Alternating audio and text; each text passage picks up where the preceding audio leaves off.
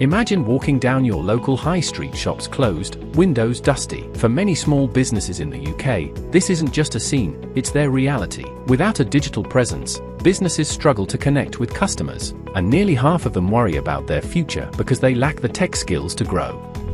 The UK government knows this needs to change. That's why they've introduced initiatives like the UK Digital Strategy and the Transforming for a Digital Future Roadmap. These plans are designed to build better digital tools and make sure businesses have the support they need to thrive.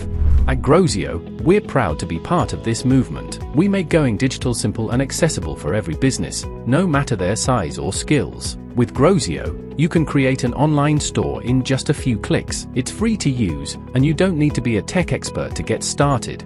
But we don't stop there. We offer free workshops to help business owners and their teams learn the skills they need to succeed online.